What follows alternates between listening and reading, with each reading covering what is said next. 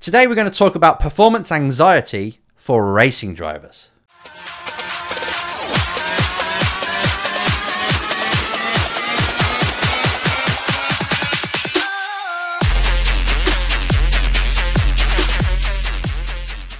Hello, this is Enzo Mucci. Welcome to episode 2 of series 2 of the Race Driver Coach. And just like I said before the intro, we're going to talk about performance anxiety. And race drivers have this a lot. A heck of a lot. And in fact, I think I've got probably 8 to 15 questions about this just over the winter. People know, or drivers know, what they've got to perform better at this year. And they know that most of them are saying it's actually me. I know I can do it, but when it comes to crunch time, I get nervous. I start to doubt myself. I start to worry about what if I'm not good enough. I start to worry about not being at the top and what that means, not beating the teammate, losing respect. So they're putting all these worries, all this pressure of what if I don't perform on themselves at the critical time, which, to no surprise for you, it makes them underperform. Because what you focus on is what you get. And if you start to confuse things and confuse the brain, take it left, right, when it's supposed to be directly forwards at what it's doing, you're going to distract it. You're going to feel a bit deflated and your self-belief is going to take a knock. This is happening a lot, a heck of a lot. You can watch the grid, right? You got a full grid of drivers, and I can pretty much say that over 50% of them, way over that by the way, are underperforming, overdriving, underdriving, and they're not in the flow because they are on that mental process of pressure and getting nervous and not allowing themselves to be free. So this is a really important episode because this is something that so many people struggle with, and I know that every single one of us, you, me, everybody you know, have heard of, has had this. They've had nerves. They've had nerves, and they've let them nerves affect the way they drive or the way they perform. So I want to help you today. If you've got this challenge in recent times and you want to overcome it, I'm just going to give you some pointers. Now, for everybody, it's different. You know, it could be something from your past that's holding you back. It could be the father's voice that you can still hear. Every time you make a slight mistake, you hear that your father's voice, and it winds you up. Or it makes you want to prove something, or you're fearful of it. Now, 3 different types of areas, right? This comes the most at. First, it's on the grid.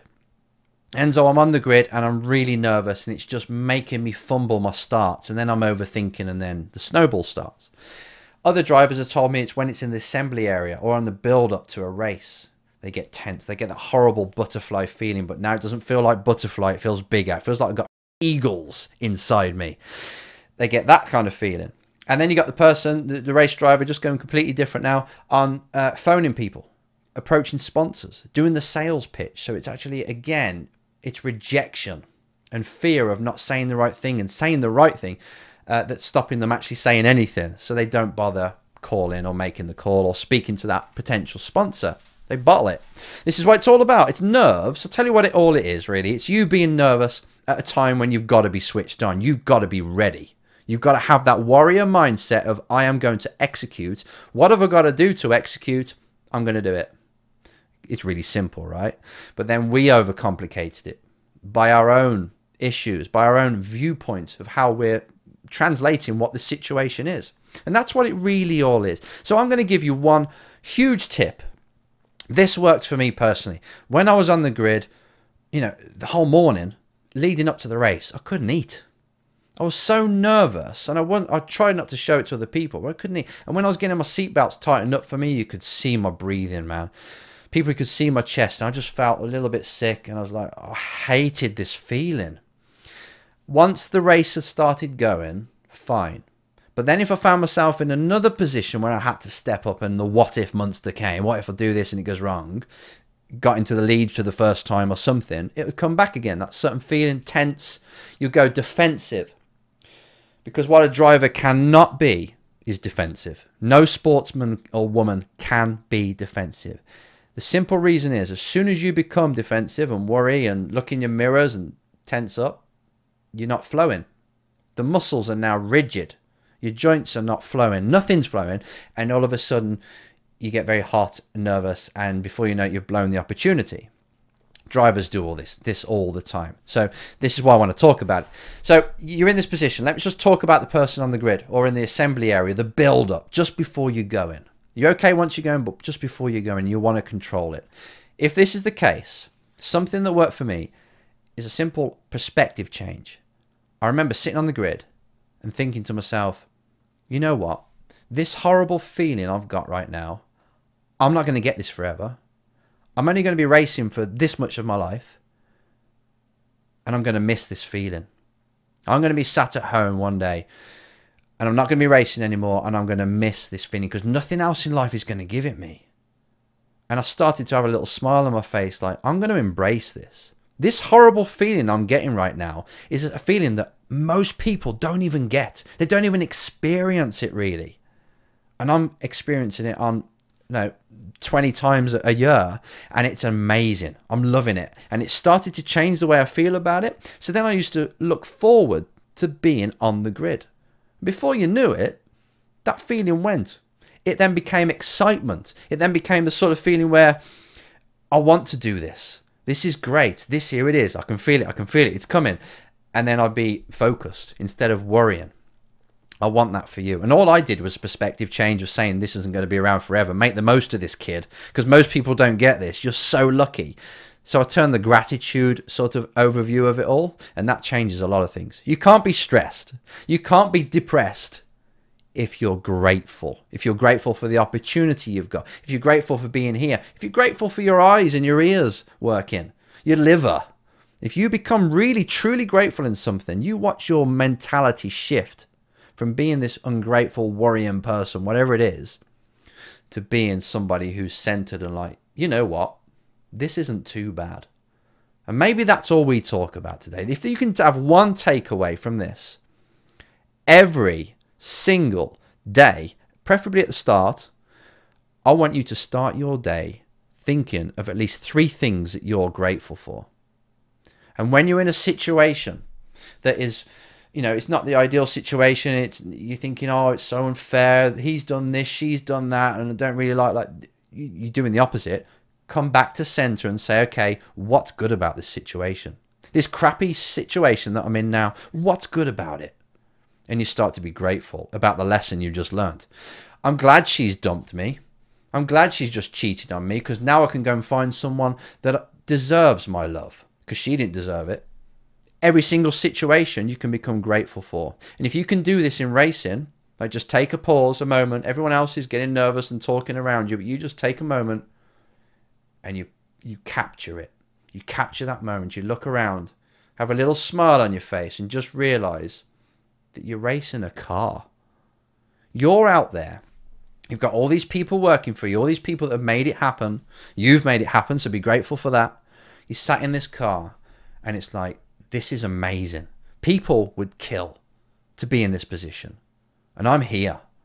I'm enjoying it. I've got a chance now just to go and race my heart out. The expectation I've got for this race is just for me to be at my best, for me to enjoy it. This is brilliant. This isn't going to be around forever. Man, how can you not be excited? How can you not be inspired to give it your best then? Perspective change. If you can change the perspective of how you're viewing a certain situation, or even better than that, if you can take a situation that you're in and translate it differently. I say what this situation means. I look at it and I translate it and make it make sense in a way that helps me. So if you have something bad come in life, translate what it means, learn from it. If you're on the grid and you're getting nervous, translate what that situation is in a way that you could be grateful. You could be saying that I'm not going to be here forever. This is one of the last chances I'm going to give it. This is my chance. This is the Hollywood storyline. I'm going to get in there and do it.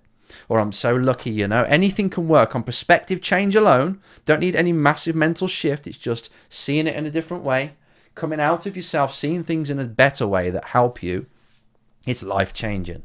Because so many people, when you're faced with a problem, when you're faced with a situation that makes you feel anxious and you can't act either way because you feel like you can't win the situation, it means they're this close to the problem, they're this close to the scenario.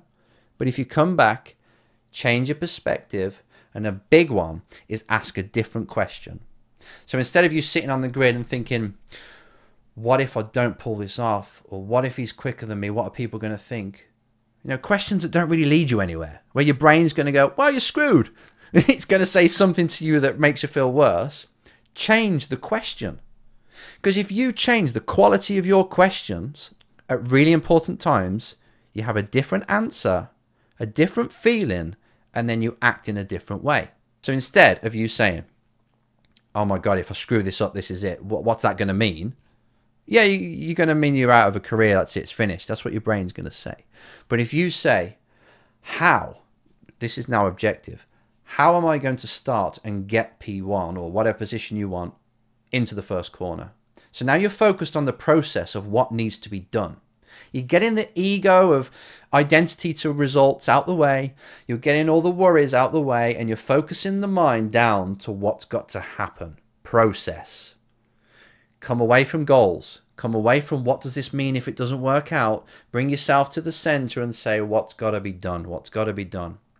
And I want you to next race weekend, or even if you're not racing yet and you've got to call someone to make a pitch to them, instead of am I sounding right? Are they going to think I'm a joke? It's okay. I've got to call somebody, put a proposition to them. What's got to be done first? I've got to find out their number. I've got to find out who it is. I've got to find out what it is they're really struggling with right now and see if I can answer that in racing for them, i.e. sponsorship then. That's it. Process. Bring it down to the process. Focus on what needs to be done, not what this means if all goes wrong. And you find out if somebody just again, it's perspective. If you just change a perspective of how you're viewing things, how you're translating the situation, you take control of anything in life that's thrown at you, really, isn't it? Even the doctors told you really bad news about your health. Okay, what could this mean? This is bizarre. Am I now going to start a vlog, and I'm going to show people how I can cure this and how I can beat this and how I can offer support to people in the same situation? People are doing this. You just, again, I mean, this is random, but you're changing your perspective of what's happened. It's difficult to do because when you get bad news like that, you need some time to let that absorb. You need your downtime, but it's what you're going to do about it. And when you're on the grid, you haven't got time for downtime. You just feel nervous. You've got to overcome it by changing your perspective. And that's just the focus of the mind. I also, like you've heard me before, want you to focus on changing the body. If you could picture somebody now, behind this camera, they're deeply sad, depressed. Can you tell me how they'd be sat? How their posture is? What their facial expression is? This is all NLP, you've done it before. I think you'll know they're doing this. Looking down. Shallow breathing. Now, if I told you somebody behind the camera is ecstatically happy, can you tell me what their body posture, facial expression, muscle tension, breathing would be like? They'd be much more like that, right? You just know this. The brain knows it. You can change your physiology, your facial expression, even your tension, posture slightly. It's a different emotion. Straight away, the brain is triggered. You can also access this. When you're on the grid, it's not just changing your perspective of where you are at the moment and what it means to you and what questions you're asking yourself at that particular time to create the thoughts, but also, what am I doing with my body? If you're going down the straight and you're starting to get anxious because people are catching you up and you're starting to look in the mirrors a bit more, you'll find you're doing this. You find you're starting to stress and do this, tense.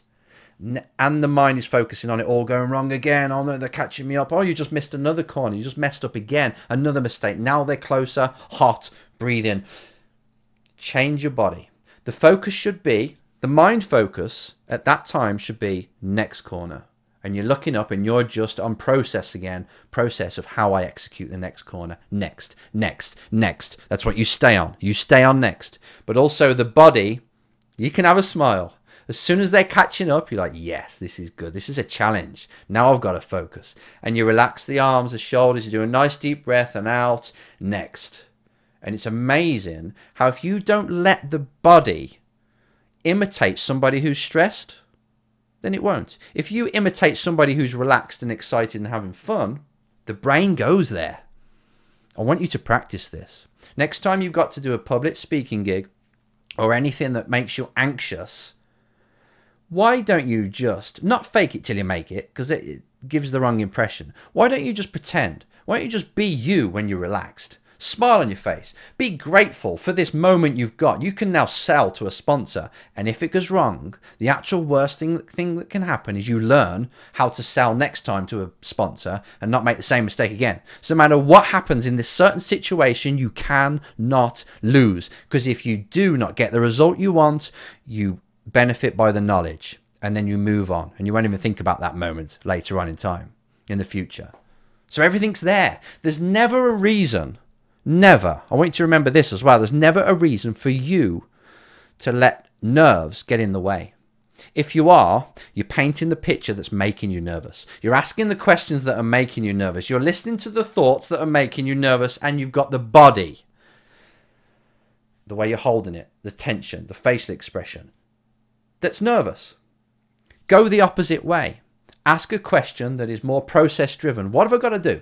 What have I got to do? What have I got to do? Straight away, it starts to activate the brain on the activation of what it needs to do. Takes you away from what if. Relax the body. Ask yourself a question if you want to. Be grateful. Change the perspective. But it's focus and body. You change the body to the emotion you want. You change the focus to the emotion you want, and it will be delivered very quickly. You can go from sad to happy in an instant, in a blink. As long as you get this down. Now, people think a certain situation happens and you have an automatic response, but actually you translate that. The certain thing happens, you ask yourself a question about what does this mean? How does it make me feel? How am I going to react? Then I react and get a result. You're in control of this process. Life throws you a situation on the grid, in the assembly area, going to speak to somebody doing something to you.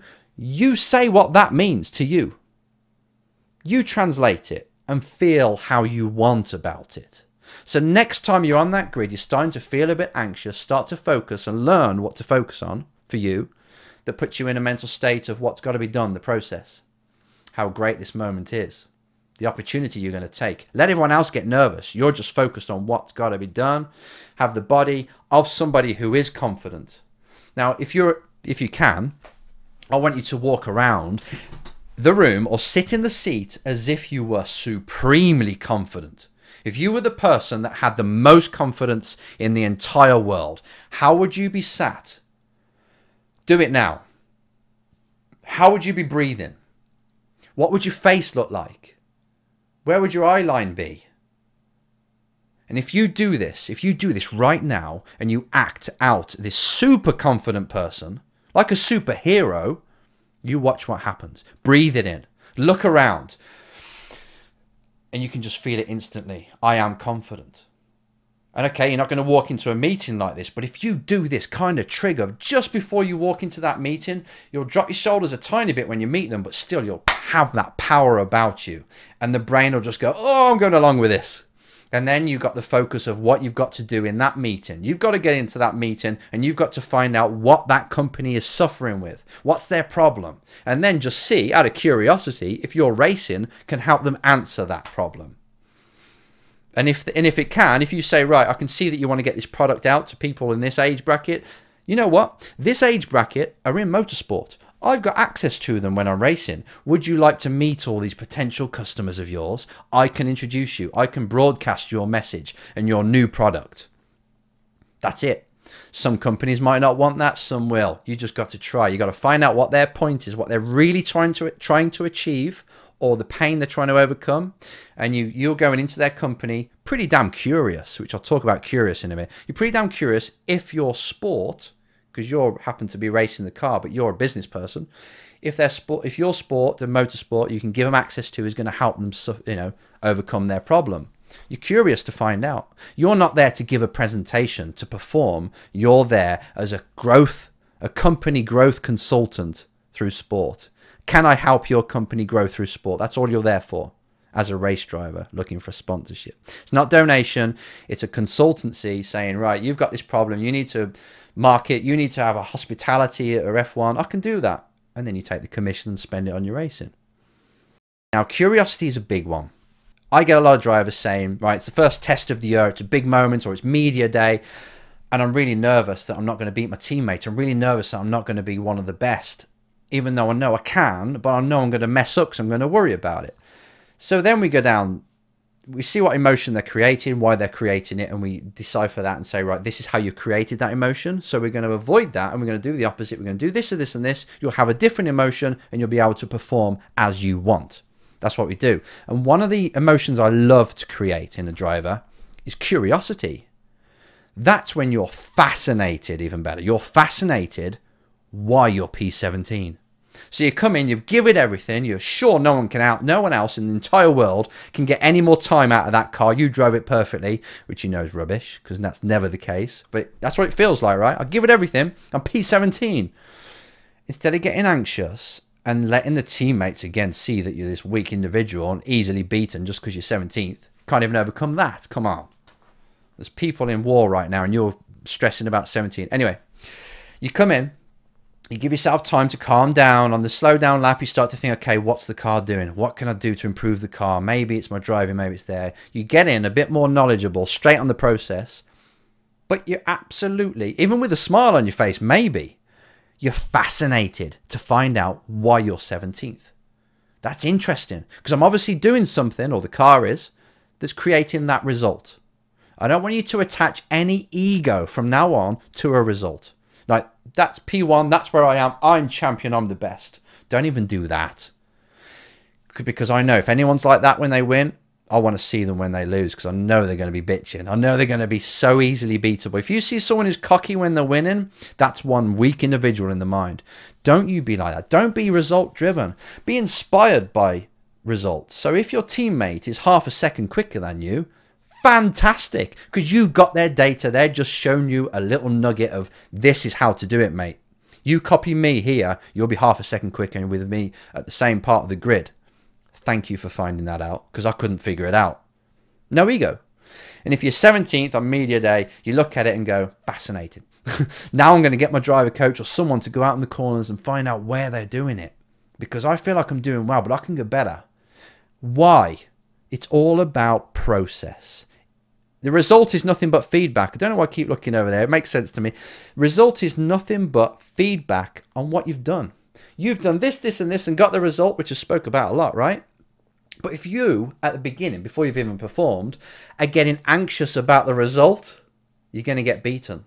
You've just got to focus on, all I've got to do is change one little thing, one tiny thing, and the result will be different, better or worse. But you're playing with what you do to get a different result, just like a golf swing. If you hit the ball by 1 millimeter, then as it's going, it's being hit, and the further it goes, that 1 millimeter out sends it and hooks it. It's like, wow, I was only 1 millimeter out. That's the same with your driving. If you're slightly out on one thing, the result goes off. All you've got to do is come back, change something tiny bit, and you'll see the result change after the session. Change it again. Oh, that was an even better result. That means you're curious. You're really fascinated by what I can change. Then the result changes for what I really need to get the championship points. Keep that fascination no matter what happens. Why am I in the lead? Why get really interested in that side, not I am P1 or I am P10. No identity, no ego needed, because as soon as you do that, then you start to get nervous again when things don't work out like they should. You lose motivation. You become very beatable. If your teammate's beating you and you can see it's getting to you, or she can see it's getting to you, you're so beatable. You're not going to last in motorsport, because as you get higher, the pressure that you have to withstand is immense. And if you've got any ego about you, you'll always be beatable. I want you to remember some things. When you're in situations that you know you've got to perform, but you're holding yourself back for some reason, inside the car, outside the car, change the perspective, what you're focusing on, change the body to who you want to be, and you execute. You stay focused on what needs to be done, not what does this mean if it doesn't go right. What needs to be done? Cold. A bit like a robot, right? And the next thing is to be fascinated. So if you're not getting the result you want, if it all does go down the pan, like, I knew this was going to happen. No, you don't need that. What did you do to create this situation? Nothing in life happens to you by chance. And that's not completely true. But if you want to be the best you can be, you've got to take control of things. You've got to believe that it was your fault that happened, even though it was someone else that did it. You've got to believe that you influence everything. So when you get a result that is P17, you find out why, you're curious. This is fascinating. I'm gonna actually learn from this. I'm going to improve today because I'm going to find out what it is. And you become this monster. It's an investigator. You know exactly what's going to be done. And you can't help but feel a bit more proactive then, instead of, oh my God, it's all going wrong. So there's a lot of questions people have asked me in all these areas, and I know I'm going to get a lot more. So this is just to get you on the right mindset of everything's controllable, right? If you're in a situation where you're holding yourself back, find out why, change the way you're seeing it, and you'll feel differently. And if you can feel differently, you'll act differently. Mental state, the state of the mood you're in, determines the decisions you're going to make. You can just make things so easy sometimes and perform amazingly, but you'll notice you was in a particular mental state, and usually it's a mental state you can just let things flow. That's what you need to create. Be happy. In these situations, freaking smile. As you're going down the straight, smile. You watch what happens there. It blows the brain. It's like, okay, this scratch record I've been running all my life about when I get anxious, I've just broken it. I started to get anxious, but then I smiled. And the brain will go, that's not anxious. And it'll start to go towards happiest just for a smile and breathing. It does so much. And then changing the focus to the next corner. I know I've rattled on a bit here and gone from one subject to another because it's something we're going to talk about a lot in the future. I know it. But I hope that this is just giving you a little nugget of you are in control. You're the one that gives you this anxious feeling. So change your focus, change your perspective, get back in the car and just drive. Now stick to this, practice it in everyday life. You know, you got this phone call to make. Oh, I'm a bit anxious. Oh, okay, here it is. I'm a bit anxious. What does this mean? How can I change it? I'm going to focus on the process. What's the worst that can happen? I'm going to learn from it. Brilliant. Hello, this is me. I'm here to help save your company through motorsport. Are you interested? Just try it on anything. Go into that person at the bar and chatting them up. If you get anxious, this is how you exercise that muscle. Don't wait till you're just in the car, then all of a sudden train yourself to be good in this mental side of things. Train it on everything that you become anxious about, and you watch your comfort zone will grow and grow and grow, and it will keep growing. That's it for now. I'll see you next time.